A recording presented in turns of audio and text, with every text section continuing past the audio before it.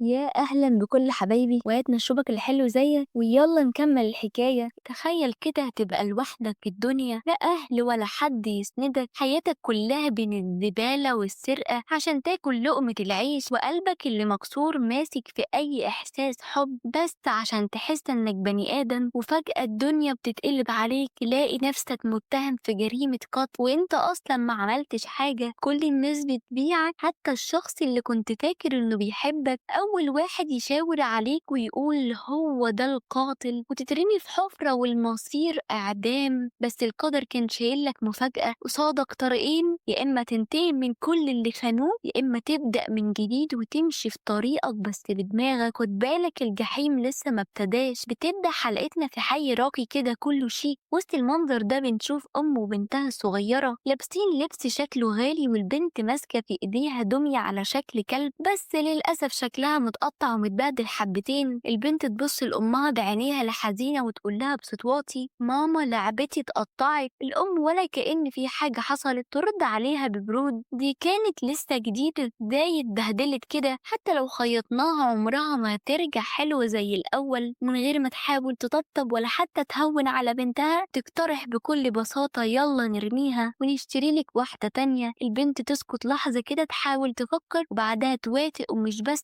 كده تتحمس وتقول إنها عايزة اللعبة الجديدة تبقى على شكل قطة. وفي لحظة اللعبة اللي من شوية كانت غالية على قلبها اتحولت لحاجة ملهاش قيمة، مجرد زبالة. الأم بكل برود تاخد اللعبة ترميها مع باقي الزبالة كأنها ولا حاجة. وهنا نبتدي نفهم الناس دي بتحول أي حاجة كانت غالية عليها لأي حاجة ملهاش تمن بكل سهولة. كنوزهم بتتحول لمجرد خردة. مش بس كده، بيتعاملوا معاها كأنها حاجة لازم تتشال وتتخبى، ولا حد بيقف لحظة يسأل نفسه بيلاقي فيها أي قيمة. ونفس المصير ده بيحصل للناس. وبننتقل للمشهد اللي بعده، الكيس اللي فيه اللعبة بيروح مع كومة أكياس. بنروح لعمق مظلم كئيب، بنخش في شبكة أنفاق تحت المدينة ونشوف شاحنات ضخمة حديدية كأنها وحوش، كل واحدة شايلة كميات مهولة من الزبالة اللي اتجمعت من حي الأغنياء وبيرموها في أنابيب عملاقة. أنابيب ما نعرفش بتودي لفين، لمكان مجهول فوق السطح بتاع منشأة جمع القمامة. لكن الحكاية ما انتهتش هنا، كان في شخص بيترقب من بعيد مستخبي وسط الظلال متسلل جوه المبنى بهدوء قاتل. في اللحظة دي بنشوف أحد الحراس وهو واقف في مكانه مركز في شغله كالمعتاد، كل حاجة حواليه ساكتة وما فيش أي حركة. وفجأة يسمع صوت غريب، صوت خربشة جاية من واحدة من غرف القمامة. بيشد نفسه ويمشي بهدوء ناحية الصوت، ولما بيوصل ويبص إن الشباك بيتصدم حرفيا. قدامه في شخص واقف وسط كومة زبالة، مش متشرد ولا تايه، لأ ده واضح إنه بيدور على حاجة محددة. نظراته كانت مركزة، تصرفاته غريبة جدا. الحارس بيشد نفسه أكتر ويحاول يتكلم بصوت قوي، أنت مين؟ بتعمل إيه هنا؟ دي منطقة محظورة. لكن الشخص ده مردش، بس لفله بنظرة، نظرة تقشعر لها الأبدان، نظرة خلت قلب الحارس يسقط في رجله. وساعتها فاهم ده هو الشخص اللي كل البلاغات بتتكلم عنه، جامع القمامة الغامض اللي بيقالوا إنه بيخرب شكل المدينة ويعكر صفو الحي النظيف اللي حوالين المنشأة دي. ومن غير تردد الحارس بيروح ضغط على زر الإنذار، بيستدعى كل الحراس فورا. الوضع خرج عن السيطرة، انت في منطقة محظورة، سلم نفسك فورا. لكن الشخص ده ما بيردش ولا حتى بيهتم، وفجأة بيرمي عليهم أكياس قمامة كتيرة بتتفتح في الهواء وريحة القمامة بتنتشر حوالين المكان. الحراس بيتشتتوا بيغطوا وشهم ومحدش شايف حاجة وسط الزبالة الطايرة. وفوقهم هم لسه بيحاولوا يفهموا اللي حصل. الشخص الغريب بيستغل الفوضى وبيهرب، بيتسلل من فتحات التهوية زي الشبح. الحراس بياخدوا بالهم، بيجروا وراه، بيطلقوا النيران من كل اتجاه. لكن الشخص ده مش طبيعي، بيتفادى الرصاص بمنتهى السهولة. رشاقته غريبة، جسده بيطير فوق الأسطح كأنه مش بني آدم، بيتنطط فوق المباني، بيهرب كأنه دخان. الحراس في صدمة حقيقية، بيصرخوا وراه بس هو خلاص بعيد بعيد. ولسه وهو بيهرب طلقة بتصيبه، رصاصة بتخترق كتفه، بس حتى وهو مصاب ما بيقفش، بيكمل وبيختفي في الظلام. الحراس بيقفوا مكانهم لسه بيحاولوا يفهموا اللي حصل، لكن خلاص اختفى. وفجأة الكاميرا بتقرب، وش بيظهر من وسط الزبالة، وشه مغطى بالتراب لكن ملامحه واضحة أخيرا. روده وبصوت متهدد متهكم ساخر بيقول أنا مش جامع القمامة انتوا أغبياء، والمشهد بيتغير بينا مرة واحدة بياخدنا بعيد عن عالم الأغنياء والنظافة اللي حواليهم لعمق الحقيقة لحياة الناس المنسيين الطبقة اللي تحت أو زي ما بيسموه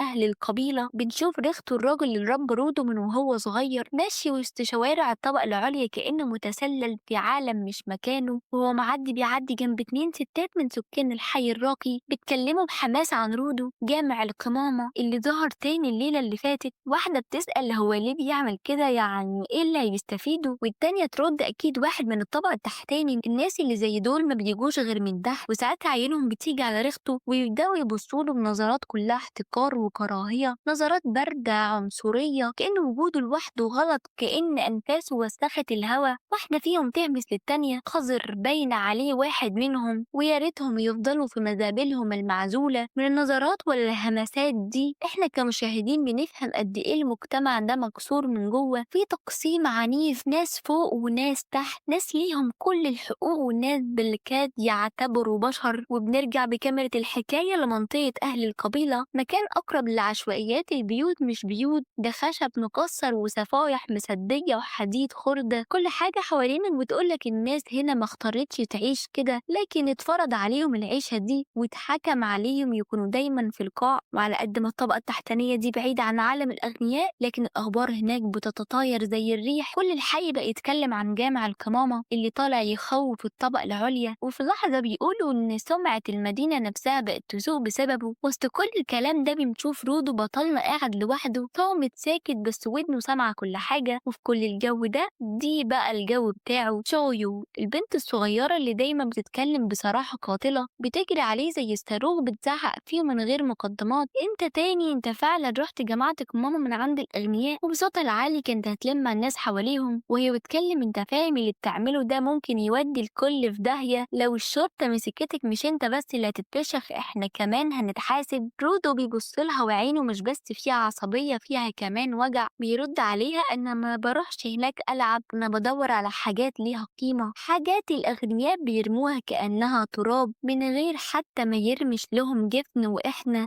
بنقعد نحلم بنص الحاجة دي. وبيكمل انا بجمع وبصلح وببيع عشان اعرف اعيش، عشان اعرف اجيب لقمة عيشي. بس تشوي كالعادة ما بتسيبوش بسهولة، بتضحك بسخرية وتقوله واضح انك بتحب الزبالة بجد، لقب رجل الزبالة لايق عليك قوي يا رودو. وفي وسط الكلام اللي بين رودو وتشوي وبنسمع اصوات جاية من بعيد، ضحك عالي، كام شاب من البلطجية اللي ساكنين في نفس الحي ماشيين بخطوات تقيلة عينهم مليانة سخرية وشر، ووقفوا قدام رودو كأنه عمل لهم مصيبة. واحد منهم بيبص لتشوي وقال لها بنبرة كلها قرف ابعدي عنه يا بنتي ده ريحته زبالة، وابتدوا يتريقوا على هدومه القديمة المقطعة والجوانتيات الجلد اللي دايما لابسها اللي شكلها كأنها كانت في حرب. واحد تاني بصله وقال له انت لابسهم ليه، مخبي ايه تحتهم، ولا ايدك اصلا مش طبيعيين. الكلام ما بقاش بس سخرية، ده بقى اهانة بصميم كرامته. بس المصيبة لسه منزلت اللي كانت فعلا صدمة، ولما واحد منهم بص لتشويو بنظرة كلها خبث وقال لها انت عارفة ان رودو ده ابن القاتل اللي ما يعرفش رحمة. وتشويو اتجمدت مكانها وعين رودو كانت بتلمع من الغضب ومن الوجع كمان. البني ادم ده ما اكتفاش بكده وكمل وقال الحي ده المكان اللي احنا عايشين فيه ده معمول مخصوص عشان يحتضن بقايا الماضي، عشان الناس اللي اهلهم مجرمين احنا بنحاول نغير سمعتنا ونعيش بشرف وسط الناس، لكن في ناس زيه لسه ما اتعلمتش. بس اللي وجع بزيادة هو ان البلطجي يكمل في كلامه كأن كل اللي قاله ما كانش كفاية، بص رودو بنظرة كلها قرف وقال له انت بتفكرنا بالماضي اللي كنا بنحاول ننساه، ابوك القاتل اللي كان كل بيخاف منه، شكلك قررت تمشي على خطاه تبقى انت وهو زبالة المجتمع ونسخة مش عايزينها. وبمنتهى الوقاحة رجع يتكلم عن شويو يبصلها كأنها بتعمل جريمة لمجرد انها واقفة جنبه، لو فضلتي معاه الناس هتفتكرك شبهه زيه بالظبط، شريرة. من وسط الطينة الوسخة رودو وقتها ما نطقش، بس كان باين ان جواه بركان، ايده بترتعش، نفسه بيتسحب بعافية، وعينه كانت مرعبة فيها لمعة مش طبيعية كأنها نار طالعة من أعماق روحه. البلطجية اتجمدوا مكانهم ما قدروش يتحركوا من نظراته، بس واحد منهم قال لتشوي وهو بيضحك بسخرية دي مش عيون بني آدم، دي عيون قاتل، وانا متأكد انه في يوم من الأيام هيورث دم أبوه وأمه ويبقى سفاح زيهم. لكن اللي حصل بعدها ولا حد كان متوقعه، تشوي والبنت الصغيرة الصغيرة دي خطت خطوة لقدام، بصت لرودو في عينه مباشرة وقالت له أنا مش خايفة منك، أنا مؤمنة بيك، أنا عارفة إنك مش شبههم وإنك مش شرير وإن عمرك ما هتقتل حد لا دلوقتي ولا بعدين. رودو اتفاجئ، يعني هو متعود الناس تخاف منه، تشتمه، تهينه، تشوفه وحش من قبل ما تتعرف عليه، لكن المرة دي حد صدقه، حد شاف فيه إنسان مش ابن مجرم. نظرة الغضب اللي كانت مالية وشه بدأت تهدى، بدأت ملامحه تتغير، بيبص لتشويو بنظرة كلها تأثر بس مش عارف يقول إيه، مش متعود يسمع كلام حلو، مش متعود يتشاف. وهنا عين تشويو تقع على حاجة، عروسة صغيرة وسط الزبالة اللي رودو كان مجمعها، صورها بانبهار كأنها كنز، وتقول له هي دي عروسة؟ العروسة دي جميلة قوي، انت اللي خيطتها، انت اللي رجعتها للحياة كده. رودو اتكسف، باين عليه اتلبش ومش عارف يرد، بص للناحية التانية ومسك العروسة في ايده وقال لها بصوت واطي كنت عاملها عشانك، هي مش للبيع. تشوي عينيها بتلمع من الفرحة، كانت خلاص هتمد ايديها تاخدها، لكن فجأة صوت مامتها بيقطع اللحظة. تشوي ويلا نرجع البيت. الست جت سحبها من ايديها بعيدة عن رودو كأنه وباء، كأن كل اللي حصل ما كانش له معنى. رودو فضل واقف لوحده ماسك العروسة بإيده، بس على وشه كان في حاجة مختلفة. سحب نفسه وقرر يرجع لكوخه. أول ما رودو بيوصل للكوخ بيلاقي ريحته مستنيه كالعادة، وشه بيقول كل حاجة، قلقان عليه وبيحاول يخبي. بيبصله لما عينه تقع على كتف رودو يلاحظ الجرح واضح إنه من طلق ناري. يتوتر ويقول له بقلق ليه بتعرض نفسك للخطر ده عشان شوية فلوس؟ أنا هنا وأنا المسؤول عن المصاريف دي، مش لازم تشيل الحمل لوحدك. رودو بيبصله وقال له أنا مش بعمل كده علشان دين ولا علشان أرد لك جميل، أنا بعمل كده لأني بشوفك عيلتي الحقيقية ودي أقل حاجة أقدر أقدمها ليك. الكلام ده لمس قلب ريخته، مستوى التأثر كان باين في وشه، صوته اتغير وبهدوء قال له تعالى اقعد جنبي خليني أغير لك على الجرح. رودو قرب وقعد جنبه، ريخته بدأ يفك الرباط. ساعتها طلب منه اخلع القفازات يا رودو، خليك طبيعي شوية. رودو اتجمد للحظة، تردد واضح، لكن بعد ثواني بدأ يفك قفازاته. وهنا ايدين رودو ظهرت لأول مرة لونها اسود، مش مجرد سواد عادي، متغطية بندوب قديمة وعميقة وشكلها مش بشري خالص. ريخته بيبص لكن ما قالش حاجة، لا خوف ولا تقزز، بس صمت تقيل. رودو قطع الصمت وقال بصوت خافت جرح الرصاصة ده ولا حاجة ولا حتى بيقرب للوجع اللي كنت بحسه زمان. رودو وقعد جنب ريخته بيبدأ يحكي عن وجع اللي عمره ما عرف له اسم. قال ان وانا صغير ايديا بالشكل ده سودة غريبة مش شبه باقي البشر، والناس كانت بتبصلي بنظرات تقرف وخوف كأني وحش. وبعدين كمل وبص لإيديه، بس انت لما اديتني القفازات دي فاكر كانت مقطعة وبايظة اصلا، بس اول ما لبستها الالام اللي كنت بحسه راح اختفى كأني بقيت انسان تاني. رودو رفع عين لريخته وقال له انا مديون بالدنيا كلها، والدين ده انا عارف اني مهما عملت مش هعرف اسدده. ما نطقش بكلمة، بس عينه كانت مليانة فخر، ومد ايده وطبطب عليه بهدوء كأب حقيقي، بس علشان يخفف عليه حب يغير المود. ضحك وقال له طب سيبنا من السواد ده شوية، قولي بقى تشوي وعاملة ايه معاك؟ رودو اتخض وشه احمر وسكت. ريخته كمل لو ملحقتش تعترف لها بحبك حد تاني يخطفها، وبنت زيها مش هتفضل مستنياك طول العمر. وبعدين قال له تعلم تضحك شوية يا عم، كفاية تكشر الدنيا، مش مستاهلة الكآبة اللي عايش فيها. رودو يمكن لأول مرة من زمان كان حاسس إن في حاجة تستحق يعيش عشانها. وفي نفس اللحظة اللي رودو كان بيحاول فيها يرتاح في حضن الكلام الحلو، بره الكوخ في الظلام كان في حد بيراقبهم، شخص غريب لابس لبس مش مألوف، مقنع ومخبي وشه كأنه مش عايز يتعرف، واقف من بعيد بيسمع كل كلمة وعينه مش بتتحرك عن رودو. ما قالش ولا حرف، ما عملش صوت، وبعدها اختفى في الظلام كأنه ما كانش موجود. تاني يوم الصبح رودو بيصحى وصوت ريخته لسه بيرن في ودنه، قام مسك دلو مية وحطه قدامه وقعد يبص في انعكاس صورته.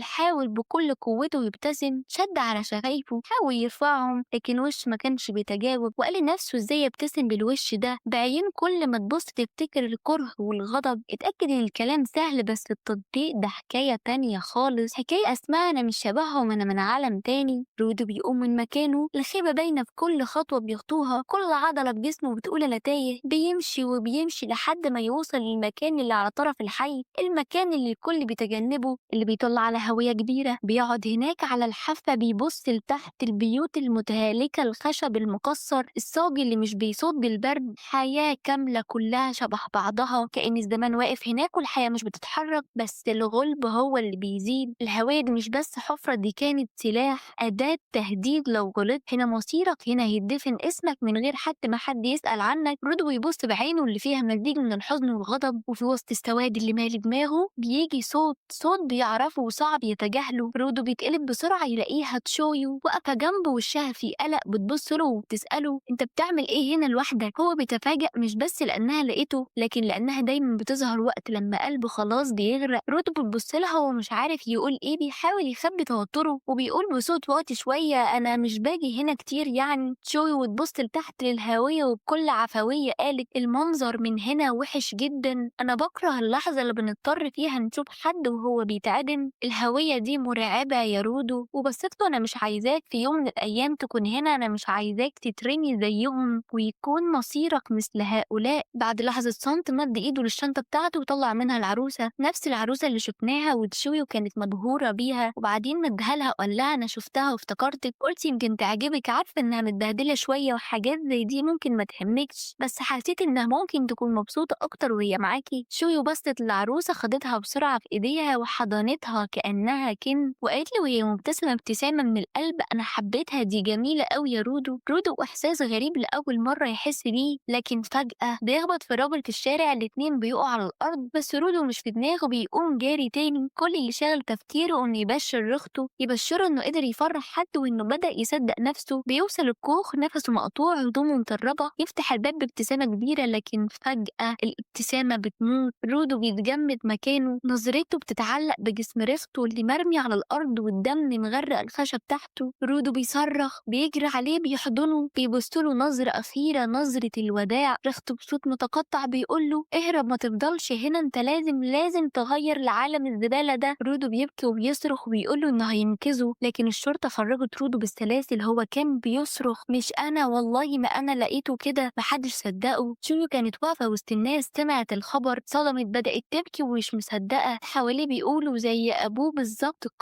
قتل اللي رباه. شويو وقفت ساكتة، دموعها نزلت ما قالتش ولا كلمة. المشهد في ساحة الإعدام، مكان مفتوح على حافة المدينة، قدامه هاوية ضخمة، رود وقف مربوط بالسلاسل، الناس كلها بتتفرج، الحاكم بيقرأ الحكم بصوت عالي، رودو مجرم سرق وخالف القانون وقتل اللي ضيه ما ينفعش يعيش بينا، والقرار الإعدام رميه في الهاوية. رودو ساكت، الناس بتصرخ عليه مفيش رحمة، رودو بيصرخ أنا مظلوم، عينه بتدور وسط الناس تدور على أمل، بيشوفها تشوي واقفة بعيد بتبكي، بينادي عليها تشوي وهي بتبصله نظرة خيبة أمل، نظرة وجع، بتقوله بصوت واطي لكنه بيوصله كنت مؤمنة بيك بس في النهاية طلعت ابن قاتل. بترمي العروسة على الأرض، العروسة اللي عملها بإيده بتتكسر، رودو بيتكسر معاها، موت ريحته، خيانة حبيبته، صوت الناس كله مش مصدقه، بيتحول كل شيء جواه الألم ويتحول لغضب، بيرفع راسه وبيبص في وش الناس بعيون مش زي قبل كده، بصوت مليان قهر وكره،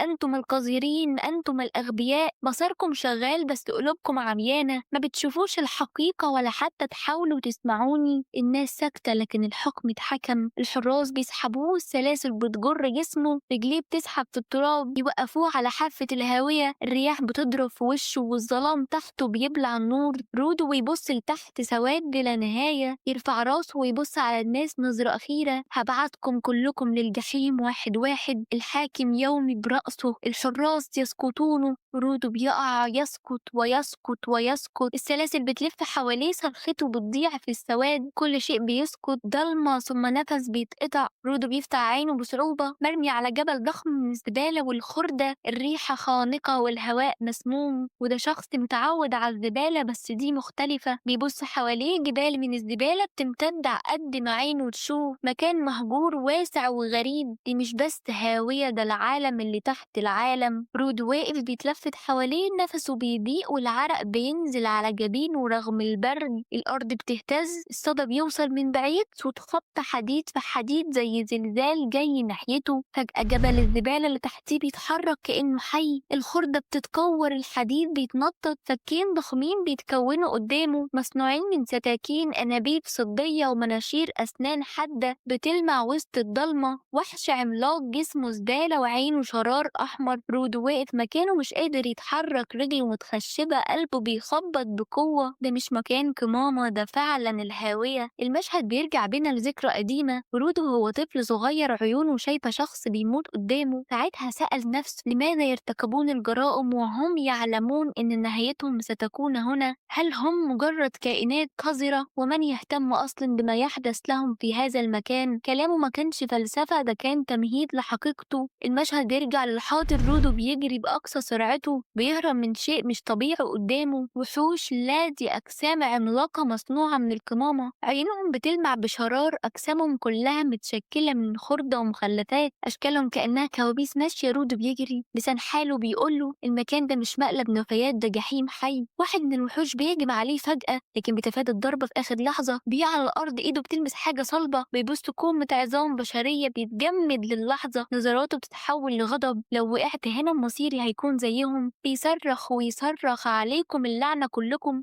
انتوا اللي صنعتوا المكان ده وانا اللي هنهيه. رودو بيصرخ بأعلى صوته، كيف تجرؤون يا قوم؟ كيف ترموني لهذا الجحيم؟ الجحيم ده مش مجرد نفايات، ده قبر، ده قبر حي، انتوا اللي قتلتوني. الغضب بيسيطر عليه، مش قادر يستوعب اللي بيحصل له. فجأة رجله بتتزحلق وبيقع من فوق جبل نفايات ضخم وبيتحطم على الأرض بكل قوته. بيسكت وكل حاجة حواليه بتسكت. الغريب الوحوش اللي كانت بتطارده اختفت. رودو بيستغرب ايه اللي حصل، حاول يتحرك، بيحس بألم فظيع في جسمه. وقتها بيرجع دم، بيمد ايده بيلاقيها مغطاة بالدم. ساعتها الوحوش بتشم ريحة الدم ويبدأ الكابوس من تاني. بيسمع صوت خطوات تقيل، الأرض بترج من تحت رجليه وهو بيزحف على الأرض بيهمس، أنا عاجز، أنا ضعيف، أنا هموت هنا. لكن في وسط الرعب بيشوف خيال ريختو قدامه، صوت ريختو بيرن في ودانه، لازم تغير العالم ده مهما حصل. رودو بيصرخ، رودو بيصرخ، لا مش هموت هنا، مش دلوقتي، حاجات كتير لازم أعملها، لازم أخد حقي ولازم أدمر العالم الزبالة ده كله. رودو بيقف على رجله وجسمه كله بيترشح دم وتراب، بيصرخ بصوت غاضب، والله لأضربنكم حتى الموت، مش هموت هنا، مش في جحيمكم ده. الوحوش بتقترب، خطواتهم زي زلزال، اللي ناوي يقتلني لازم يموت قبلي. بيبدأ يندفع ناحيتهم بجنون، لكن فجأة انفجار ضخم، دخان وزبالة تتطاير، ونشوف شخص غامض واقف وسط النفايات، شكله غريب جدا. رودو بيستغل الفوضى وبيصرخ دلوقتي فرصتي، بيهجم على الوحش الضخم، لكن الوحش يضربه ضربة ساحقة بتطيره في الهواء. رودو بيقع بيتدحرج، بيقول عليا الطلاق لأقتل لكم واحد واحد. يلاقي جنبه قطعة خردة حادة يمسكها بإيده مرتعشة ويصرخ، وبيقفز يضرب الوحش بكل قوته. القطعة الحديدية بتشق جسم الوحش لنصين، الوحش يصرخ، يتفكك وينفجر. رودو بيترمي على الأرض جنب الحيطان، بيدوخ وبيقول وهو بينهج، أنا مش قادر، القطعة دي مش عادية. بيحاول يقوم بس بيقع، عينه بتلمع وبيقول يمكن تكون إنها النهاية. رودو بيقع على الأرض، الانفجار حصل، التراب والدخان مالي المكان. وفجأة حد بينط من فوق بجنون ماسك مظلة قديمة. البطل الغريب بيهبط وسط النفايات، يسحب رودو قبل ما ينفجر الحطام تحتيه. رودو بيقول ايه اللي بيحصل، مين ده؟ الشخص الغامض بيقرب يمد ايده وفجأة يمسك رودو من هدومه يخنقه. رودو بيقول له بتعمل ايه يا مجنون؟ الشخص الغامض بيركب له قناع تنفس بسرعة. الراجل الغريب بيقول لو ما لبستش ده كنت مت من السموم، اهدى. رودو بيكح ويتنفس بصعوبة، بيقول له انت بشري؟ الراجل الغريب بابتسامة ساخرة، شايفني حشرة يعني اكيد بشري. رودو منهار ومتوجع، فين احنا؟ ايه الوحوش دي؟ ايه اللي بيحصل؟ انت مين اصلا؟ الراجل الغريب صبره بينفد، بيقول له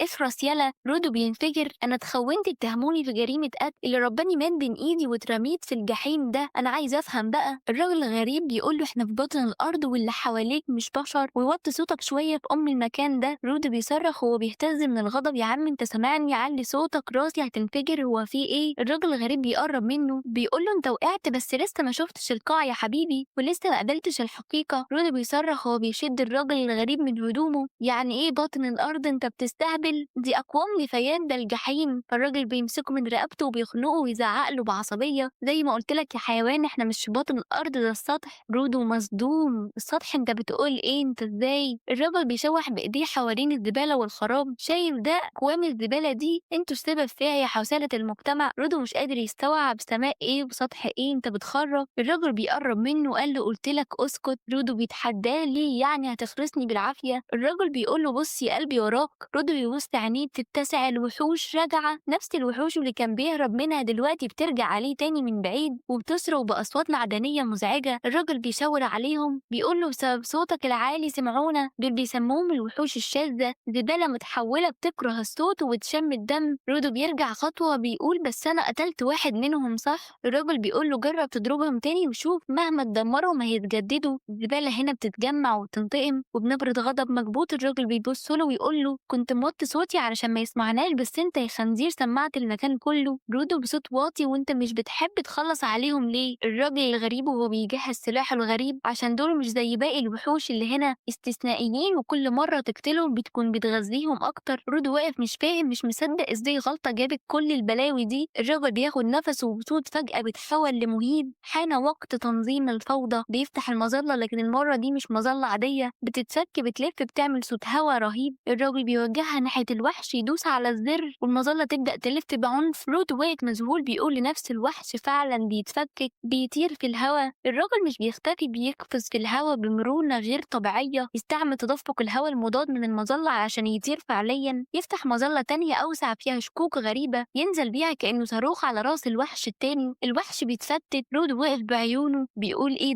ده مش مظلة، ده سلاح أسطوري مش زي الخردة اللي كنت ماسكها. رود واقف تحت تأثير الصدمة بيبص حواليه ومبهور، تخلص عليهم كلهم. بس في دماغه سؤال، هو الشخص ده مميز ولا كل الناس عندهم التكنولوجيا دي؟ لكن وسط الذهول ده فكرة واحدة بتسيطر عليه، لو حسبت على القوة دي أقدر أنتقم منهم كلهم. الراجل بيقرب منه ماسك المظلة وبنظرة استحقار، انت يا زبالة لسه عايش؟ رودو بيرد وهو متلخبط، انت مين يا عم وايه القوة المرعبة اللي عندك دي كلها؟ الراجل بيرفع ايده ويخلع القناع ويقول انا انجن، الاقوى والاروع، الممتع الاخير في هذا الزمان، عامل بسيط للنظافة. بيسكت لحظة يشم الهوا، بيغمض عينه وبيعبي ريحة الزبالة وبيقول نسيت اني خلعت القناع من غير ما احس بنفسي. بيرجع يلبس القناع بسرعة. رود واقف باصص له مش قادر يفرق بين الرعب والانبهار. بيرجع للماضي. رود وبيرجع للكوخ متصاب ومخضوض. راجل عجوز بيبصله باستغراب، مالك يا ابني شكلك مضروب؟ رود بنبرة مهزوزة وقعت. الراجل بيضحك بسخرية، وقعت يعني العيال مسكوك وعلموك الادب مش كده؟ رود بنبرة غضب، قلت لهم الحاجات عايشة بس اتريقوا عليا. الراجل يسأله بهدوء طب ضربتهم؟ رود بيهز راسه لا. بيسود الصمت لحظة لحد ما بيجيب سيرة ريحته. رود بنبرة حزينة كان دايما بيقول إذا اعتززت بشيء لمدة طويلة فسوف تسكنها روح، مش كده ولا إيه؟ بالظبط يا صديقي، الجملة دي بتقلب كل المفاهيم. إذا اعتززت بشيء لمدة طويلة فسوف تسكنها روح. الراجل هنا انجن بيأكد على الفكرة دي مش مجرد كلام ريختو، لا ده مبدأ كامل، فلسفة عميقة بيعيش بيها. بيقول لرودو يعني حتى القلم ده والكتاب ده والبتاعة دي، المكان كله كل حاجة فيها روح لو انت امنت بيها. انجن بيتريق عليه وبيقوله قفزاتك دي برضو اعتز بيها يا رودو، مين يعرف يمكن في يوم تسكنهم روح. وفجأة رودو بيصحى من النوم، مش في سرير، مش في مكان مربوط بجنازير، وبيلاقي انجن بيشده. رودو بيصرخ سيبني يا عم. انجن بنبرة مستفزة وبعدين يا حبيبي انت بتتكلم بالاسلوب الزبالة ده مع اللي انقذ حياتك؟ رودو مكبل ومتعصب وهينفجر. منقذ ايه وانت مكبلني بالمنظر ده؟ انجن كعادته بيرد بسخرية اغمى عليك وعشان انا شخص محترم وما حصلتش قررت اساعدك. رودو بيبرق له ويقول له بعصبية شيل الحاجات دي عني يا عم، لازم ارجع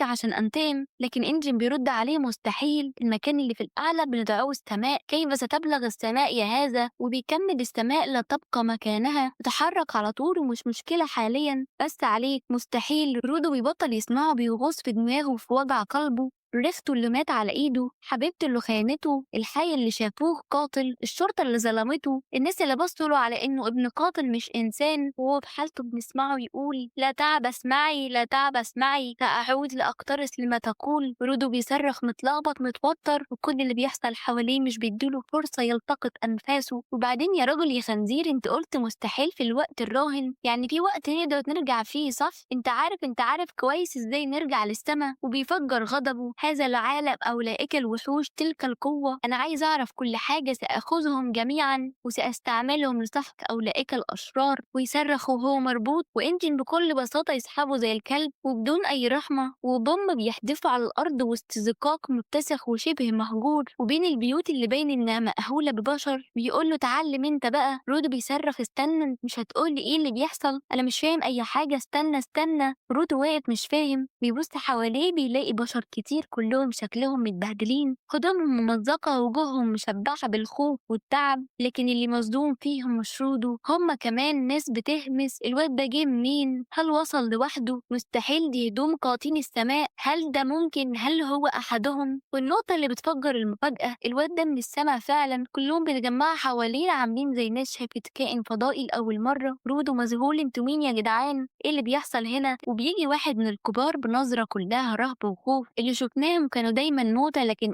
انت وصلت حي. الحقيقة الصادمة، رودو في مكان الناس اللي تحته، مكان الناس اللي اترمت، اللي اتهجروا، اللي فقدوا كل شيء، لكن المفاجأة الناس دي فاكران هو جاي من السما، والمصيبة الأكبر السما اللي في نظرهم بتاوي مكب نفايات عملاق. رودو واقف مكبل بالسلاسل، الناس حواليه شكلهم عاديين يمكن حتى طيبين، واحد منهم بيقول له بلطافة غريبة انت تقيد بهذا الشكل، دعني أزيل عنك قيودك. رودو في باله يمكن لسه في بشر كويسين، يمكن ده مش الجحيم بالكامل، لكن يا صديقي ثانية واحدة يتغير الكلام، يتغير الصوت، يتغير الوجه، وإذا بالطعنات تنهال، لكن مش طعنات سيوف، دي طعنات خيانة وجشع وغل دفين. الراجل بيقرب منه ويبصله بنظرة كلها طمع وغل. أيوة اللي قد خدعناك، الناس بتقيده أكتر، الناس كلها بتضحك ضحكة خبيثة. واحد فيهم بيقول له أجسادكم نادرة، عينك، جلدك، قدمك، ثيابك، كل حاجة فيك ليها تمن، وما كنتش أحلم في يوم أمسك واحد زيك، لكن بسببك هعيش بانبساط. رودي مش مصدق، مش من الخوف، من الخيانة، من الغدر التاني. والراجل بيقول بصوت مليان حقد، تعرف يا ابني كرهكم لأنكم كنتوا فوق بتبص علينا كأننا زبالة، وترمى علينا زبالتكم وأنتم مضحكين، وتتوالى الأجيال جيل ورا جيل، والجو بقى سام ووحوش بتتكون، ناس بتدفن، أحياء تحت نفاياتكم، بيوت بتموت، أمراض بتنهش، وكل ده بسبب أرضكم اللي فوق. وتفتكر لما يشوفوك هيعملوا فيك إيه؟ المشهد بيبدأ مع أنجن وهو بيتكلم في جهاز غريب لابسه في إيده، ومن الطرف التاني في حد بيرد عليه. مستغرب جدا إن أنجن بيتصل. أنجن بيرد عليه بثقة كده وبيقوله إنه قابل شخص قدراته مش طبيعية أبدا، والموضوع حصل بالصدفة وهم في الأرض المحرمة. والأغرب بقى إن الولد ده طلع عنده مهارات خاصة مختلفة عن أي حد. خلى أنجن ياخد قراره إنه يضمه معاهم في الفيل شيفرس. أنجن وعد إنه هيعرفوا عليه قريب وقفل المكالمة، بس كل الحوار ده كان بيدخل ودن رودو اللي كان لسه بيفوق وهو نايم على سرير من مكان غريب شبه عيادة دكتور مخه طاير وأفكاره أغرب من الخيال، كانت لسه بتعالج جروحه. وأول ما رودو فاق أول حاجة عملها إنه انفجر في أنجن وقال له باستنكار مين سمح لك تقول إني موافق أنضم ليكم؟ أنا لازم أرجع للعالم العلوي فورا. قبل ما أنجن حتى يلحق يرد، الدكتور العجوز اللي واقف معاهم قطع كلامهم وبدأ يزعق في رودو بصوت عالي ويقول له إن بتهوره وغبائه كان هيضيع في الأرض المحرمة، وكمان كان على وشك يتخطف، والأخطر إنه كان هيموت من الهواء السام. رودو وقف مبهور من كلامه وقال له هو أنت مين أصلا عشان تكلمني كده؟ وفجأة الدكتور انفجر فيه أكتر وصرخ في وشه أنا مش دكتور، أنا ست يا حبيبي، وأنت دلوقتي قدام الشاشة مش مصدق الكلام ده. وهنا أنا شخصيا كنت واقفة مصدومة، يا جدعان ده شكل ست إزاي بالمنظر ده؟ المهم الست دي قالت له إن المفروض يشكرها لأنها هي اللي أنقذت حياته، والمقصود هنا كان إنجن. وبعد ما خلصت كلامها طردتهم بره المستوصف وقالت لهم بره أنت وهو، وأمرت رودو إنه يدفع الحساب. رودو وهو ماشي شكر إنجن لأنه دفع تمن العلاج بداله، لكن شدت عليه مرة تانية إنه مش مهتم بالانضمام لمنظمة جي فورس، وكل اللي عايزه شوية معلومات ولو مش هيديهاله هو يعرف ياخدها من أي حد تاني. بس إنجن بص لرودو ببرود كده وقال له المفروض تجربة الخطف دي تكون علمتك إن أهل المكان هنا بيكرهوا الناس السماء، والمكان ده مش بالطيبة اللي تخليك تاخد مني معلومات ببلاش. وفي الآخر قطم الكلام وأمره إنه يسكت ويمشي وراه. رودو ما كانش قدامه غير إنه يطيع ويسكت. إنجن أخد رودو على مطعم صغير، وهنا المشهد كان مضحك جدا. رودو قاعد قدام الأكل ومش مصدق نفسه، وكان ملهوف على الأكل جدا، بياكل كأنه أول مرة يشوف أكل في حياته. إنجن علق بسخرية واضح شهيتك مفتوحة جدا أكيد علشان رجعت كل الزبالة اللي كنت واكلها. رودو وهو بيكمل ياكل قال باستغراب ازاي الأرض فيها مدن وأكل حقيقي، أنا كنت فاكرها كلها زبالة. رد عليه إنجن بالظبط، والجميل بقى إن دلوقتي جه ميعاد مع حضرتك في دراسات الأرض. وهنا إنجن بدأ يشرح لرودو طبيعة العالم اللي هو فيه، وقال له بص يا سيدي، الزبالة اللي بتتراكم مش بس منظر مقرف، دي كمان بتعمل ظواهر غريبة. المشاعر والأفكار اللي بتكون موجودة في الزبالة واللي احنا بنسميها أنيما بتتحول لطاقة، والطاقة دي بتولد وحوش اسمها وحوش الكمار. الوحوش دي بطبيعتها عدوانية وتهاجم البشر على طول، وكل فترة بتسيب أماكنها وتهجم على المدن. رودو سأله طب ما بتحسنوش المدن ليه؟ أنجل رد عليه البشر مش مخلوقين عشان يعيشوا محبوسين جوه أسوار طوال عمرهم، وبعدين الأسلحة العادية ما تنفعش معاهم لأن قلبهم مصنوع من الأنيما. إنجن هز راسه وأكد بالظبط أي حاجة الشخص بيحبها أو بيهتم بيها لفترة طويلة ويحط فيها جزء من روحه، الحاجة دي بتتشحن بالأنيما تتحول لأداة حيوية، وقلب الوحوش المعمول من الأنيما مفيش حاجة تقدر تقتله غير الجينكا. وهنا رودو فجأة افتكر كلام أبوه وريختو واكتشف إن كل كلمة كان بيقولها له طلعت حقيقة. رودو هنا بدأ يربط الخيوط وسأل إنجن يعني كده في ناس مخصوصة هي اللي تقدر تستخدم قوة الجينكا؟ إنجن ابتسم نص ابتسامة وقال له بالظبط، والناس النادرة دي احنا بنسميهم منحيل جيفريس. منظمة الجيفريس دي عبارة عن مجموعة من المانحين شغلهم الأساسي هو إبادة الوحوش. رودو ملفش ودار، سأله على طول طب ينفع أنضم ليكم وهل تقدروا تطلعوا فوق العالم العلوي؟ إنجن بكل برود بيشرب سيجارته وقال له ما عنديش أدنى فكرة. رودو وقتها فهم الرسالة، واضح إنه مش هيوصل للي هو عايزه غير لو قابل رئيس المنظمة بنفسه. ساعتها إنجن سأله على فكرة الجوينتي اللي معاك ده جبته منين؟ رودو رد بصوت فيه حزن دي آخر ذكرى فاضلة معايا من أبويا. إنجن بص للجوينتي وقال له شكله معمول كويس ومعتني بيه، عشان كده في روح حافظ عليه كويس لأن الحاجات دي قيمتها أكبر مما تتخيل. وبعد ما خلصوا كلام إنجن قام عشان يمشي وفجأة رمى لرودو كيس فلوس. رودو مسك الكيس وهو مستغرب وقال له إيه ده؟ إنجن بكل هدوء دي الفلوس اللي جبتها بعد ما بعت هدومك. رودو اتصدم إيه يعني ما ساعدتنيش من جيبك؟ الراجل ضحك وقال له لا يا حبيبي، وبالمناسبة الهدوم دي ما ينفعش تمشي بيها وسط أهل الأرض، ده لبس أهل السماء وهيكشفوك على طول. وقبل ما رودو حتى يستوعب الكلام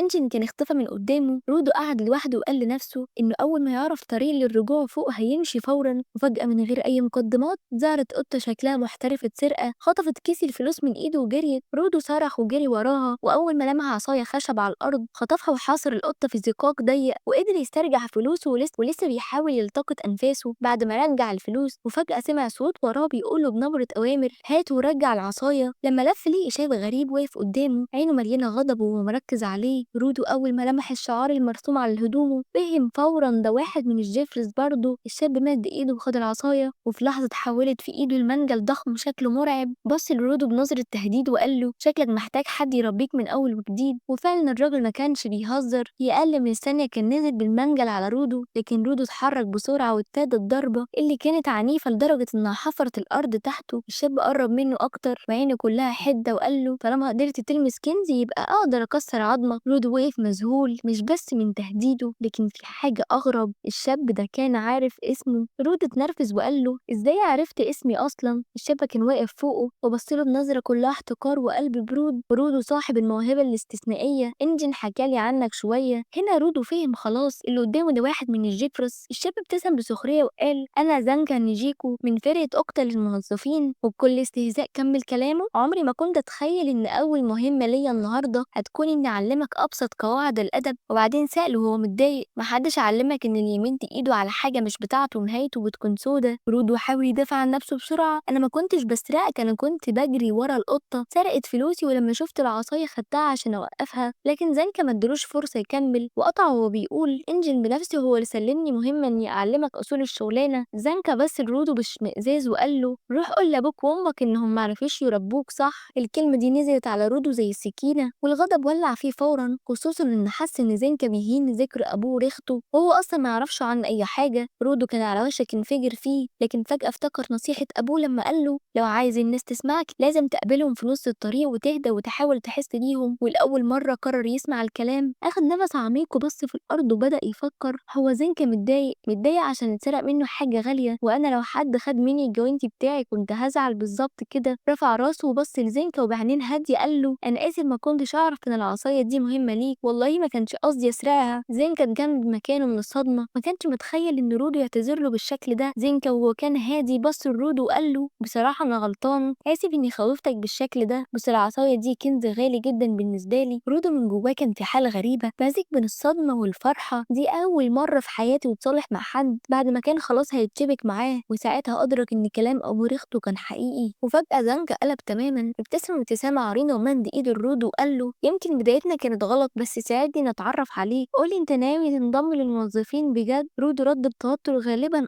زانكا عينه لمعت من الحماس وبدأ يتحمس يسأله عن الجنك بتاعه وقوته. رودو قال له الجنك بتاعي هو الجوينتي لكن قوتي لسه مش عارف هي ايه بالظبط. زانكا مسك الجوينتي وبصله بإعجاب، ده شكله جامد جدا. رودو افتكر نصيحة أبوه التانية يا ابني بطل تكشير اتعلم تبتسم شوية. وبينما هو بيهيص لزانكا قرر إن فرصته يطبق النصيحة ويوري له أحلى ابتسامة ممكن يشوفها في حياته، بس للأسف اللي طلع منه كان شبه شبه الكابوس، تكشيرة تخض عاملة زي واحد بيصرخ، زنكة وشه قلب أحمر من الغضب وزعق فيه أنت بتعمل إيه كده، بتستفزني ولا إيه؟ رود واقف متجمد مش فاهم حاجة، أنا عملت إيه بس؟ واستنوني بقى الحلقة الجاية عشان نكمل باقي الأحداث. متنسوش اللايك والشير والاشتراك في القناة، نفسي أوصل ل10,000 مشترك، لو وصلت لحد هنا فأنا بحبكوا أوي أوي، ويلا باي باي.